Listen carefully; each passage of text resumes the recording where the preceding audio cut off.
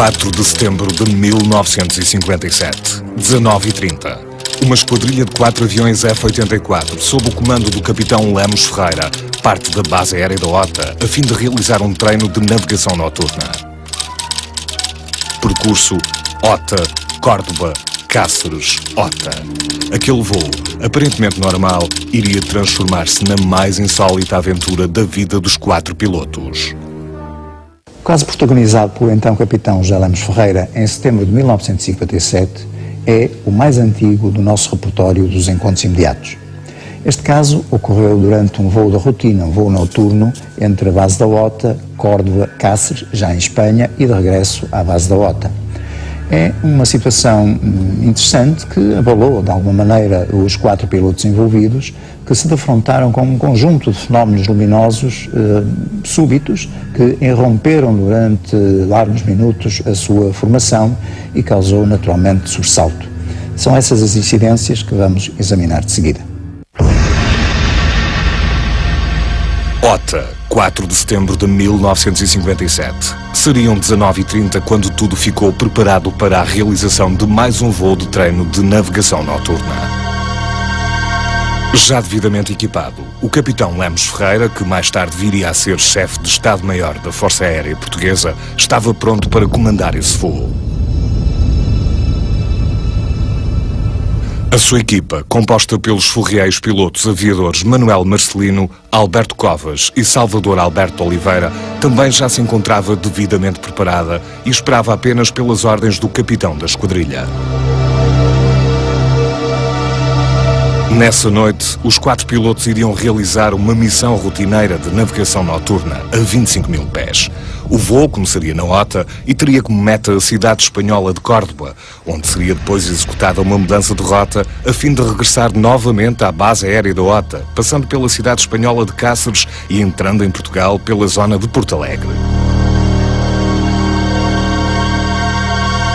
Depois das últimas recomendações dadas pelo capitão Lemos Ferreira, estava tudo a postos para dar início ao voo.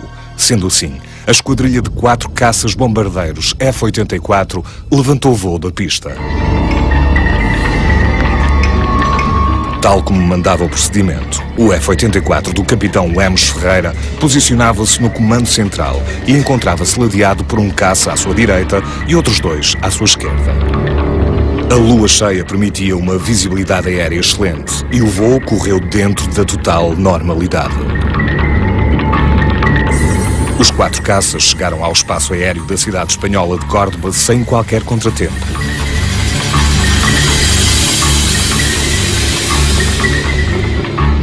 Tendo chegado ao destino, estava na altura de fazer o caminho de regresso para o espaço aéreo português. Para tal, a esquadrilha curvou para a esquerda, a fim de alterar o rumo do voo.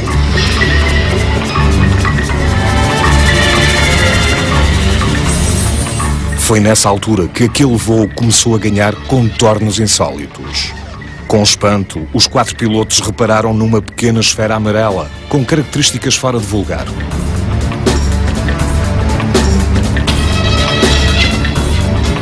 Os 4 homens trocaram de imediato conjecturas sobre o que poderia ser aquele estranho objeto, mas sem chegarem a qualquer conclusão. Contudo, aquela esfera tão misteriosa ainda se iria tornar em algo ainda mais extraordinário. Passado alguns minutos, a pequena esfera amarela alargou repentinamente, tornando-se numa bola colorida e de maiores dimensões. A evolução do estranho objeto surpreendeu os pilotos, que nunca haviam presenciado um fenómeno tão invulgar. E, para surpresa de todos, passados mais alguns minutos, o mesmo objeto sofreu um novo movimento, desta vez de retração, transformando-se novamente na pequena esfera amarela inicial.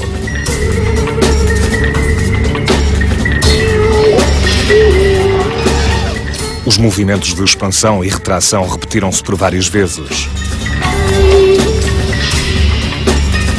Os 4 membros da esquadrilha olhavam estupefactos para aquele incrível fenómeno, sem conseguirem perceber do que se tratava.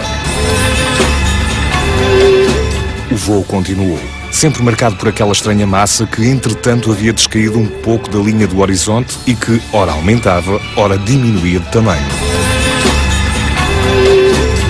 Já nas proximidades da cidade espanhola de Cáceres, a situação, já de si estranha por natureza, assumiu contornos ainda mais excepcionais.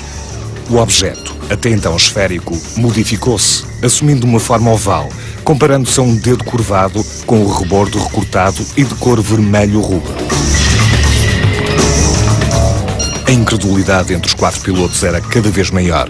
Nunca antes haviam presenciado tão estranho fenómeno e nenhum deles sabia o que pensar. Mas o que não imaginavam era que o fenómeno não iria ficar por aqui. Nesse momento, saíram do objeto 4 pequenas esferas que começaram a andar em torno do objeto maior.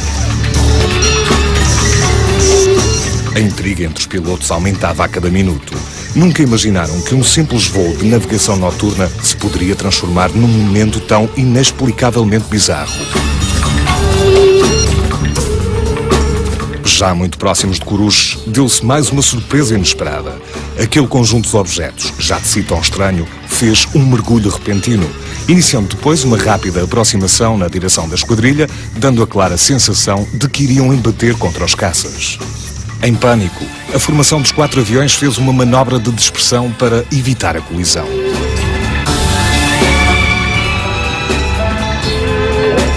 Quando se reuniram novamente, já nenhum dos pilotos conseguiu ver qualquer vestígio do objeto, que simplesmente havia desaparecido. Ainda a recuperar do susto, os pilotos continuaram o voo com o objetivo de conseguirem aterrar o mais rapidamente possível.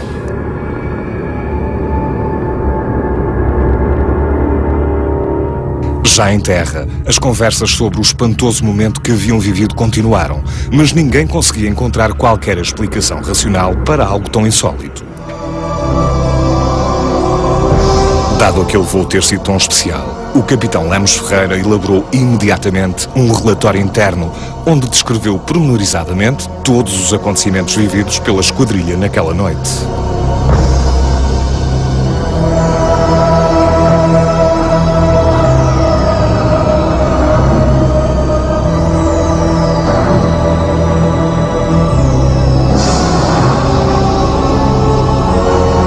E para adensar ainda mais o mistério, dias depois, o capitão Lemos Ferreira recebeu uma notícia de que, no mesmo dia e à mesma hora do voo, o Observatório Meteorológico de Coimbra registrou uma extraordinária variação no campo magnético. A noite de 4 de setembro de 1957 suscitou imediatamente o interesse de vários órgãos da comunicação social da época.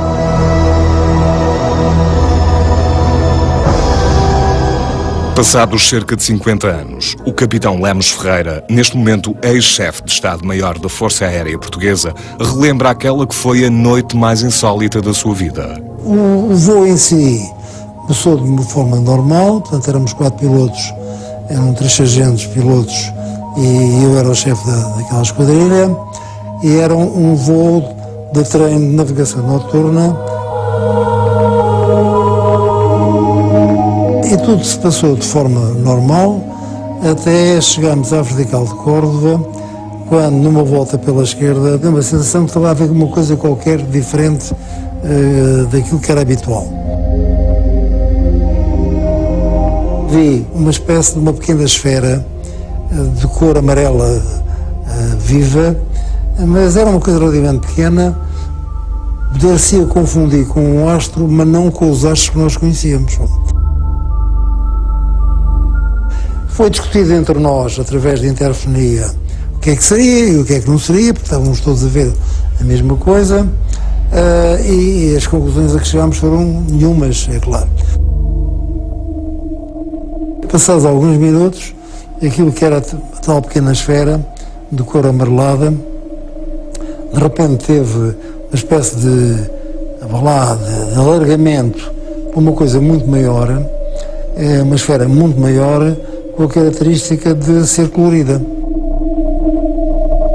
Passado algum tempo, relativamente curto, houve uma retração e aquela esfera colorida passou novamente a ser uma coisa muito mais pequena e com a mesma cor que tinha anteriormente, portanto amarelado. Próximo de Cáceres, onde vimos voltar sobre a esquerda, o objeto um pouco rapidamente mudou da sua forma esférica para uma espécie de uma, como é que eu ia dizer, uma espécie de uma salsicha, e tinha uma cor avermelhada, como o ferro quando está em brasa, e com a característica que dava a sensação que estava dentada nas bordas. Até que o piloto estava à minha direita, às tantas, disse: estão a sair esferas de lá de dentro. E de facto nós vimos depois 3 ou 4 objetos luminosos que tinham também uma aparência esférica, e já muito próximos de Coruche. Mais uma vez o piloto estava à minha direita, deu-lhe a sensação que todo aquele conjunto se estava a movimentar e vinha a alta velocidade na nossa direção. O que estava à minha direita de facto desviou-se para a direita e para cima. Os dois da esquerda fizeram uma manobra idêntica e eu puxei pelo nariz do avião e rodei sobre o dorso do avião para ver se via passar alguma coisa abaixo de mim. E tudo isto é muito rápido, isto não chega a um segundo para isto acontecer. E não vi nada. E a manobra que estava prevista para fazermos, para aterrarmos na OTA, eu decidi que já não a iríamos fazer, porque estávamos todos muito excitados e, portanto, limitámos a aterrar sossegadamente, lá em fila, aterrando um à esquerda, o outro à direita. Estou a falar dos lados da pista, e com distâncias para aí de 400, 500 metros entre cada avião, e aterramos tranquilamente e fomos para a placa de estacionamento. Depois fomos novamente conversar sobre o que é que tinha sido aquilo, o que é que não tinha sido, e as conclusões eram sempre as mesmas, não sabíamos. Sendo a noite de 4 de setembro de 1957 um marco para a história da fenomenologia OVNI em Portugal, o CETEC, Centro Transdisciplinar dos Estudos da Consciência, também se interessou no estudo do caso. Eu tive conhecimento desse caso pela primeira vez em 1975, através da revista Insólito, que era publicada pelo CEAF, na altura. Eu creio terem sido 2 colaboradores, o Rui Ochoa e o José Garrido, que fizeram até uma entrevista com o General Lemos Ferreira sobre o caso. O caso ocorreu em 1957, aqui pelos meus apontamentos, mais precisamente em 4 de setembro de 57. Na altura, a Força Aérea foi generosa e continuou sempre a ser, e a fornecer todos os dados. A Força Aérea Portuguesa forneceu sempre todos os dados e, aliás, são sempre os primeiros a chamar uma equipe de investigadores quando há uma ocorrência de um caso qualquer. Os observadores são dignos de confiança e excluíram as hipóteses de outras aeronaves ou fenómenos espaciais conhecidos, bem como da localização à superfície terrestre dos objetos observados, depois de encararem deliberadamente estas hipóteses no decorrer das observações. Entretanto, várias hipóteses para explicar o fenómeno foram sendo postas de parte. Vênus já foi descartado, primeiro pela dimensão, pela movimentação. Só no início do avistamento é que Vênus era visível claramente, mas ele já estava muito próximo do horizonte. Portanto, em 40 minutos, ele desapareceu do horizonte. Portanto, não dá para pensar que pudesse ser Vênus, na minha opinião. Uma desculpa muito usada na altura era o gás dos pântanos. Também é descartável. Um balão é um dos chavões utilizados. Os balões, quando são lançados, normalmente são lançados para jet streams. Os jet streams têm velocidades muito superiores do que aquelas que estamos a falar. O mistério adensa-se e as investigações sobre o caso também. A última parte do avistamento dava-me a sensação de uma interseção por uma outra esquadrilha. Quais é que poderiam ser esquadrilhas que podiam estar naquela zona naquele momento? Ora bem, uma espanhola, obviamente, se estavam a voar em Espanha, mas, em princípio, se estavam informados ambos os países de exercícios nesse sentido, não tinha razão para isso. A par do fenómeno, Também os registros acerca da variação magnética da noite de 4 de setembro de 1957 foram analisados. No dia 4 de setembro de 1957 desenvolvia-se uma tempestade que se tinha iniciado já no dia 2 e a questão do avistamento ocorre bem perto do período da máxima intensidade desta tempestade. Foram medidos índices de atividade geomagnética de 8, índice de atividade geomagnética de 8, que numa escala de 0 a 9 é de facto bastante. O fenómeno parece-me corresponder ou parece-me cair no grupo de fenómenos designados por ball lightning. De acordo com as descrições, tratando-se de um esférico de luz com cintilação e com variação de cor, poderia, à partida, cair nesse grupo de fenómenos. No entanto, tem particularidades bastante anómalas, ainda assim dizendo, dentro do grupo de fenómenos anómalos descritos como ball lightning. O facto é que aquele voo tão especial foi presenciado por 4 pilotos experientes e de competência subejamente reconhecida.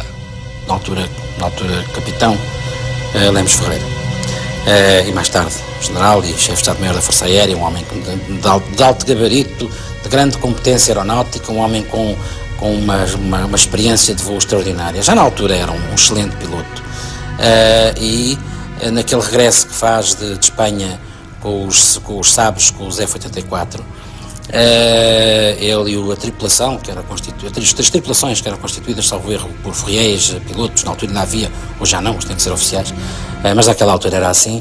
Eu julgo que aquilo que se passa não foi, e todos eles tiveram um avistamento, não se pode tratar nem pouco mais ou menos de uma alucinação coletiva. Isso eu não acredito nesse tipo de alucinações coletivas, ainda por cima de pessoas que estão habituadas a fazer aquele tipo de trabalho, a voar naquelas condições, àquelas horas da noite. A dúvida permanece até hoje. O que seria afinal aquele bizarro objeto? Não me parece que haja assim uma explicação muito clara à luz daquilo que eu posso pensar em termos meus conhecidos, digamos assim. Agora, não me parece que pilotos experimentados e que tripulam aparelhos altamente sofisticados e que não podem ser postos nas mãos dos principiantes quaisquer, não estejam treinados para distinguir aquilo que é uma ilusão de óptica, embora eventualmente possam tê-las, daquilo que não é. Sabem muito bem o que é um astro, sabem muito bem a posição dos astros, têm que saber essas coisas todas. Neste caso, tratando-se de pilotos experientes, pessoas conceituadas e pessoas que assumiram responsabilidades públicas de grande relevo no país, não se pode dizer outra coisa a não ser que realmente se tratou de objetos voadores que não foram identificados até hoje. Aquilo que houve foi, na realidade, o contacto com uma nave, com um objeto voador não identificado. A interrogação mantém-se, quer dizer, vi, mas não sei o que vi.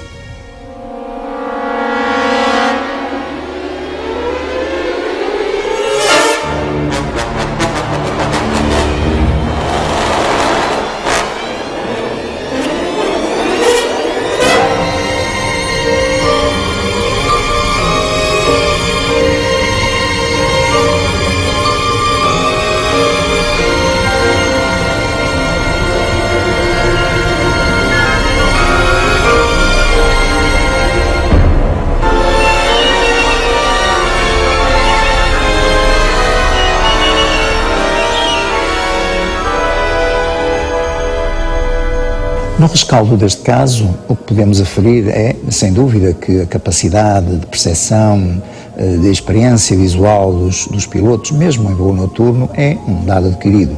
Não quer isto dizer, obviamente, que não possam ser iludidos por fenómenos inesperados e fenómenos súbitos, mas o que é facto é que a experiência do capitão Lemos Ferreira e dos seus colegas constitui um marco histórico no repertório dos nossos encontros imediatos. Eventualmente haverá soluções em termos de corpos astronómicos, de corpos celestes, de reentradas de massa meteórica na atmosfera que os poderão ter surpreendido.